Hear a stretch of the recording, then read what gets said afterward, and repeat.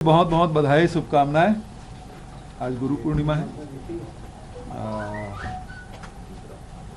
कल washing machine में एक दो लोग और धुल गए। पहले एडीजी पे छापा मारा था, वो मंत्री बन गए, तब सारे पाप धुल गए कल के कार्रवाई। आज गुरु पूर्णिमा के अवसर पर आप बिलासपुर के दौरा हैं। सब निमंत्रण दिए हैं, तो ऐसा है कि सब लोग अपने अपने गुरु पूजा करते हैं, तो बहुत सारे साथी हैं, वो निमंत्रण भी देते हैं। बिलासपुर जा रहा हूँ। मतलब आपके राजनीतिक गुरु कौन मानता है? गुरु पूर्णिमा आपसे जानना चाहते हैं। मेरे राजनीतिक गुरु सबसे पहले तो आदर्श चंद्राकर जी थे, जो जिला कांग्रेस कमेटी के अध्यक्ष 30 साल रहे। मारफेट के 16 साल अध्यक्ष रहे, 4 बार 5 बार विधायक भी रहे, तो बड़े कद्दावर नेता थे और जिसे हमने संगठन की बारीकियां सीखी। फिर उसके बाद चंदूलाल चंद्राकर जी तो हमारे सांसद थे, उसको मार्गदर्शन मिलता ही था। और फिर उस समय प्रदेश कांग्रेस कमेटी के अध्यक्ष दिग्विजय सिंह जी थे।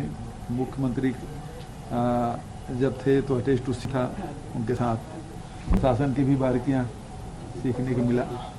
तो इस प्रकार से इन लोगों के मार्गदर्शन में आगे बढ़े और छत्तीसगढ़ बनने के बाद सबसे छूटता गया, तो फिर तो आम कार्यकर्ता ही से सीखने को मिलता रहा है। सब साथियों साथ मिल के बहुत सारे गुण हैं हम अपने साथ पर, इसके तो कांग्रेस के कार्यकर्ता हैं, सीनियर नेता हैं, उनसे सब सीखने को मिला। महाराष्ट्र में जो उठापटक चल रही है, किस तरह से देखते हैं वहाँ की राजनीति? वही बोलना ना, सेंट्रल एजेंसी के माध्यम से ये पहले शिवसेना को तोड़ा। शिवसेना में आधा दर्जन से अधिक नेता थे जिनके खिलाफ सेंट्रल एजेंसी जांच कर रही थी, सारे लोग गए, अब वो जांच बंद हो गई। अभी कुछ दिन पहले ही एनसीपी के नेता के यहाँ छापा पड़ा था। अब वो जैसे एनसीपी छोड़ के आए तो मंत्रिमंडल में बन जगह स्थान मिल गया उनको, कल शपथ लिए बढ़िया से, तो उनका भी पाप धुल गया। वैसे लंबा फेरिस्त है, बंगाल में, आसाम में, महाराष्ट्र में जितने नेताओं के नाम गिन लीजिए,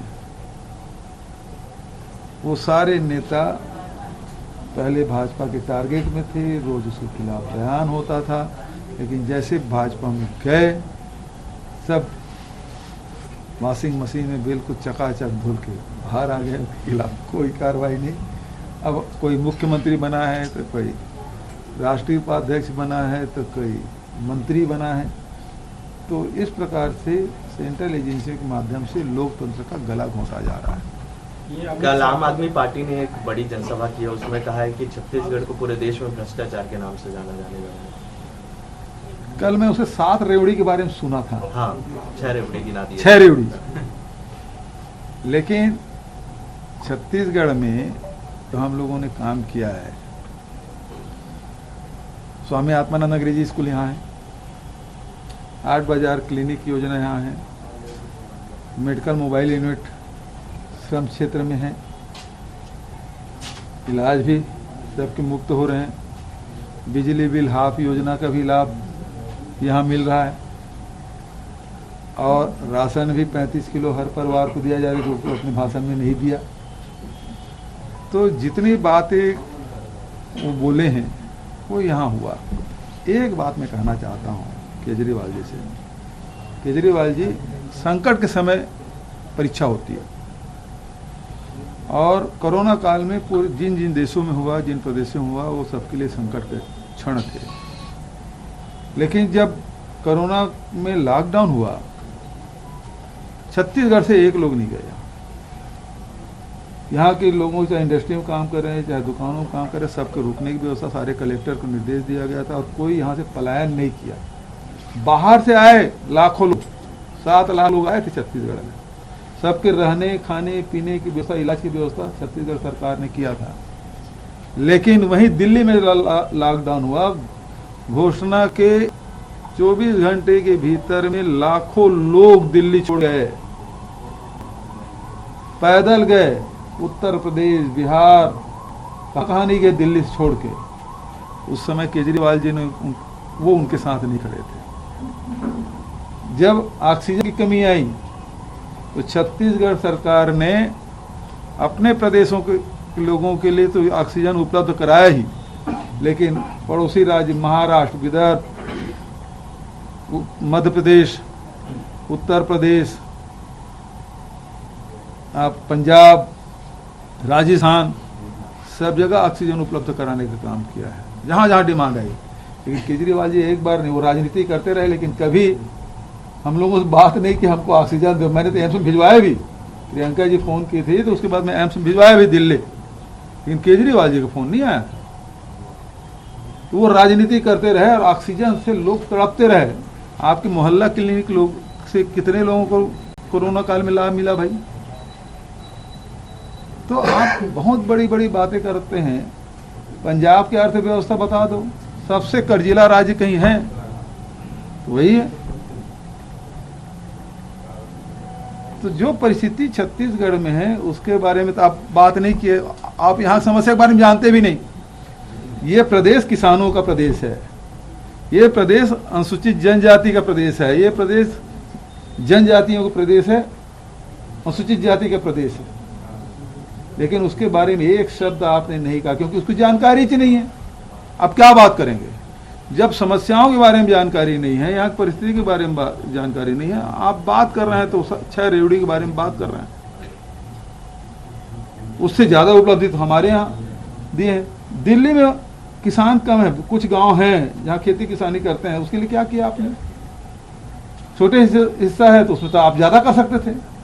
कुछ गांव जुड़े हैं दिल्ली में, एक नगर निगम तो है, महानगर निगम, और उसके बाद कुछ गांव हैं। उस गांव में गया भी हूं मैं, लेकिन वहां के लिए कुछ तो इस प्रकार से सर तो राज्य सरकार की ओर से क्या कुछ मांग रहेंगे क्या आपकी ओर से? छत्तीसगढ़ के लिए क्या मांगा जाए? आने वाले दिनों में चुनाव भी है। देखिए, नीति आयोग की बैठक में सारी बातें होती है, वित्त मंत्री का अध्यक्षता में बैठक होती है, तब भी बात होती है। नीति आयोग की बैठक में प्रधानमंत्री रहते हैं। अभी कुछ दिन पहले ही मुलाकात हुई थी, उसके पहले भी मुलाकात हुई थी, और उसमें सारी बातें हमने कह दी कि हमारे भाई जो जीएसटी का जो बकाया पैसा है, हमारे जो सेंट्रल जो एक्साइज का पैसा है, कोल का पैसा बचा है, पेनाल्टी का पैसा बचा है, और जो सबसे बड़ी बात यह है कि हम उत्पादक राज्य हैं। हमारी जनसंख्या कम है लेकिन उत्पादन हम करते हैं।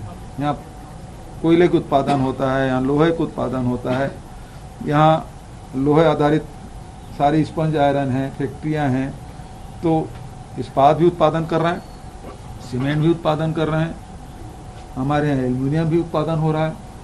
तो सारे ये उत्पादन हो रहा है। हमारे खपत कितना है? 10% भी नहीं। तो आपने जो जीएसटी लागू किया है वो जो उपभोक्ता आधारित आपने जीएसटी लागू किया है, तो जो बड़े राज्य हैं, मान लो महाराष्ट्र है, गुजरात है, वहाँ उत्पादन भी होता है, खपत भी होता है, तो उनको फर्क नहीं पड़ता। लेकिन जहाँ उत्पादन नहीं होता उनको ज़्यादा फायदा होता है, तो खपत वाली बात है, तो सबसे ज़्यादा हमको नुकसान होता है। और इसीलिए जो 5 साल के लिए जो उन्होंने जीएसटी कंपनसेशन देने की बात कही थी, उसको बढ़ाने की बात हमने की थी, वो हमको दें। हमने इसको कार्गो हब बनाने के लिए कहा था रायपुर को। रायपुर एयरपोर्ट में सारी सुविधाएं होगी, केवल विमानन विभाग से अटका हुआ है, वो हमको दे दें। रेल जो बंद है, यहाँ भाई कोयला ढुलाने के नाम से यात्री ट्रेन आप बंद कर रहे हैं पूरे छत्तीसगढ़ से। ये तो छत्तीसगढ़ के लोगों के साथ अन्याय है, वो हमको दे देते। तो ये सारी चीज़ें हैं जिसके बारे में मैंने बात की, लेकिन उसका रिजल्ट नहीं आया है। तो फिर मैं मांग को दोहरा देता हूँ। ये अमित शाह उनके दौरे से 2 दिन पहले आ रहे हैं, 2 दिन यहाँ पे रुकेंगे, इसको किस तरह से देखें? अब मुझे क्या पता भाई कि वो संगठन के नाम से आ रहे हैं कि सरकारी दौरा है, वो हमारे पास तो प्रोटोकॉल नहीं है जो मीडिया के माध्यम से पता चलता था ऐसा संगठन के लिए है। इसका मतलब अमित शाह जी संगठन में के लिए 2 दिन दे रहे हैं, इसका मतलब ये है कि भारतीय जनता पार्टी संगठन खत्म है, तभी वो 2 दिन की बैठक कर रहे हैं। हाँ जी भीमतरिया जी बोलिए। सर ये गैस सिलेंडर को लेकर 500 रुपए जो है छत्तीसगढ़ में भी करने की तैयारी है। हाँ जी, गैस सिलेंडर को देखिए सीधे 500 रुपये ये है कि राजस्थान में उन्होंने दिया है। अब कुछ तो घोषणा के लिए रखना पड़ेगा। सब काम अभी कर रहे हैं तो घोषणा के लिए क्या? तभी हमारे जो घोषणा समिति बनेगी उसमें सब चीज़ आएगा तो वो देखिएगा क्या क्या होता है। ये लेकिन फ्री इलेक्ट्रिसिटी की कल बात बोले, फ्री बिजली, हेल्थ एजुकेशन केजरीवाल बोले, अब आपके धान का कार्ड बीजेपी ढूंढ रही, इन घोषणाओं का जनता की अरे तो फ्री बिजली तो भैया हम तो आम उपभोक्ताओं को दे रहे हैं। एक चीज बताओ मुझे, जब पूरे दिल्ली में बिजली फ्री है, अभी कुछ दिन पहले 10% बिजली का रेट बढ़ा है प्रति यूनिट, बढ़ा कि नहीं बढ़ा है दिल्ली का? तो किसके लिए बढ़ा है? इसका मतलब यह है कि पूरे दिल्ली के लोगों को बिजली फ्री नहीं मिल रहा है, कुछ लोगों को मिल रहा है। और यहाँ 42 लाख परिवारों को हम बिजली बिल 400 यूनिट तक आधा दे रहे हैं। 3700 करोड़ के हफ्ते की सब्सिडी दे चुके हैं। किसानों को 3 हाउस पावर 5 हाउस पावर तक बिजली हम लोग मुहैया करा रहे हैं। और वो पंजाब के मुख्यमंत्री आ रहे हैं 8 घंटा बिजली दे रहे हैं। अरे यहाँ तो 24 घंटा बिजली है भाई, पहले से है। लेकिन अब उपभोक्ताओं की संख्या, भाई रमन सिंह के समय में मैक्सिमम जो डिमांड कितनी थी? शायद 4000, और अभी 5400 मैक्सिमम डिमांड है, 5400 मेगावाट वह है। तो बिजली खपत बढ़ा है, उसके बावजूद भी पूर्ति आबाद गति से हो रहा है। तो वो क्या बात करेंगे, किसको गुमराह कर रहे हैं भाई? 8 घंटा बिजली दे रहे हैं, उपलब्धि है, तो यहाँ मतलब 8 घंटा करेंगे क्या? 24 घंटा घटा के? ठीक है, थैंक यू। दिल्ली सरकार को सर, दिल्ली सरकार को सुप्रीम कोर्ट ने कहा है कि आपने जो एडवर्टीजमेंट पे कितना खर्च किया है वो बताइए।